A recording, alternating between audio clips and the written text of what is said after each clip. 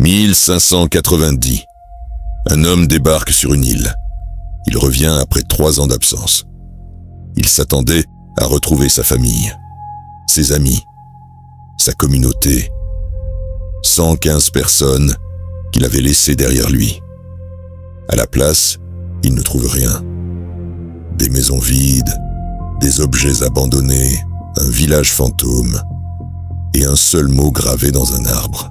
115 personnes, disparues, sans laisser la moindre trace, sans sang, sans corps, sans combat, comme si la terre les avait avalés. Cela s'est passé il y a plus de 400 ans, et à ce jour, personne ne sait ce qui s'est vraiment passé. Pour comprendre ce mystère, il faut remonter en 1585. L'Angleterre rêve de conquérir le Nouveau Monde. La reine Élisabeth Ier finance une expédition vers les côtes de ce qui deviendra la Caroline du Nord. L'objectif, fonder la première colonie anglaise permanente en Amérique. En 1587, 115 hommes, femmes et enfants s'installent sur l'île de Roanoke. Parmi eux, des familles entières, des artisans, des soldats, des rêveurs, et même un nouveau-né, Virginia Dare, premier enfant anglais né sur le sol américain. Leur gouverneur s'appelle John White, un homme déterminé, un père, car sa fille est parmi les colons, et Virginia Dare est sa petite fille. Très vite, les problèmes commencent. Les réserves de nourriture s'épuisent. Les relations avec les tribus locales se tendent.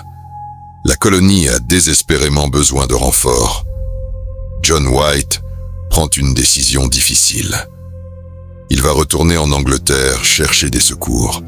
Il embrasse sa fille. Il tient Virginia Dare dans ses bras et il promet de revenir vite. Il ne sait pas encore que ce sera la dernière fois qu'il les verra.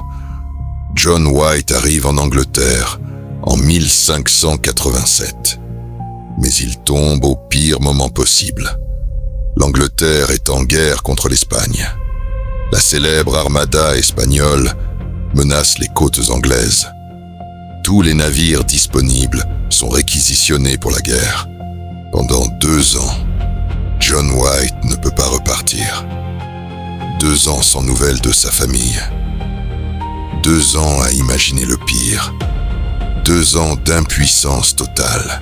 En 1590, enfin, John White obtient 2 navires. Il traverse l'Atlantique. Des semaines en mer. Le cœur qui bat plus fort à chaque mile. Le 18 août 1590. 3 ans, jour pour jour après son départ, il arrive en vue de l'île de Roanoke. Le village est silencieux. Trop silencieux. Aucune fumée. Aucun bruit. Aucune lumière. White appelle. Personne ne répond. Il entre dans le village. Les maisons sont vides, mais pas détruites. Les objets sont en place. Les outils, les meubles, les affaires personnelles. Pas de corps, pas de sang, pas de traces de combat. Comme si tout le monde était simplement parti. Et puis, White voit quelque chose, gravé dans l'écorce d'un arbre. Un seul mot, en lettres majuscules, croatoan. C'est tout, pas d'explication, pas de message, juste ce mot, croatoan. White savait que Croatoan était le nom d'une île voisine et d'une tribu amérindienne amicale. Il voulait y aller immédiatement, chercher sa fille, chercher Virginia. Mais une tempête violente s'abat sur la côte. Les capitaines refusent de risquer leur navire.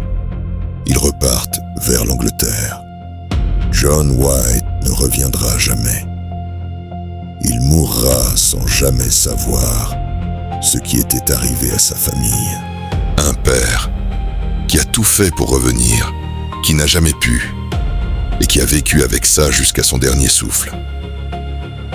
Depuis 400 ans, historiens, archéologues et chercheurs tentent de résoudre ce mystère.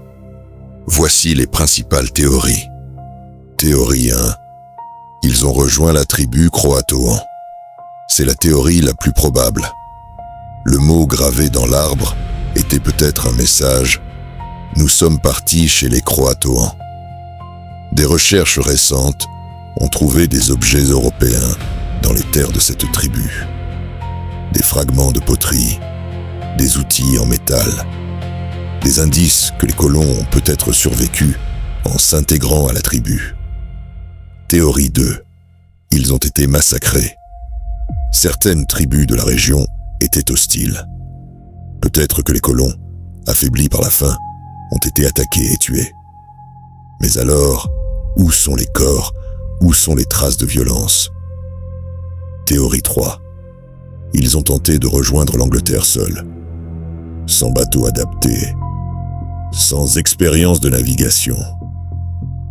Ils auraient péri en mer. Mais 115 personnes, dont des femmes et des enfants, auraient-elles pris ce risque? Et voici ce que personne ne t'a raconté. En 2012, des chercheurs examinent une carte dessinée par John White lui-même en 1587.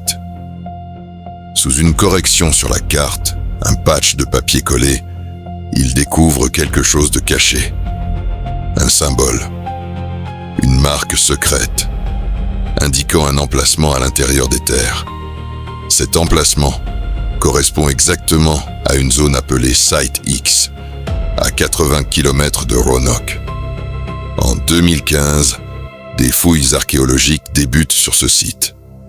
Les résultats sont stupéfiants. Des objets européens du XVIe siècle sont découverts. Des fragments de céramique anglaise, des outils en fer forgé à l'européenne. La conclusion des chercheurs: la colonie s'est probablement divisée en deux groupes. Une partie a rejoint les Croatoans sur l'île voisine. L'autre groupe s'est enfoncé dans les terres et a vécu parmi une tribu amérindienne de l'intérieur. Ils n'ont pas disparu dans le néant. Ils ont survécu, en s'adaptant, en changeant, en devenant autre chose. Virginia Dare, ce bébé né sur le sol américain, a peut-être grandi parmi les Amérindiens, a peut-être eu des enfants, a peut-être vécu une vie entière que son grand-père n'a jamais connue. Ce n'est plus une disparition mystérieuse, c'est une histoire de survie, une histoire d'adaptation, une histoire d'hommes et de femmes qui, face à l'abandon et au danger, ont choisi de vivre, même si cela signifiait tout changer. Et la question que je vous pose ce soir, si vous aviez été à leur place, abandonnés, sans secours, sans espoir de retour, qu'auriez-vous fait? Si cette histoire vous a fasciné, partagez-la avec quelqu'un ce soir, parce que certaines vérités méritent d'être entendues. La semaine prochaine, sur Histoires effacées, un enfant apparaît de nulle part en 1828. Il ne sait ni lire, ni marcher, ni parler. Et personne ne saura jamais d'où il venait. Abonnez-vous pour ne pas le manquer.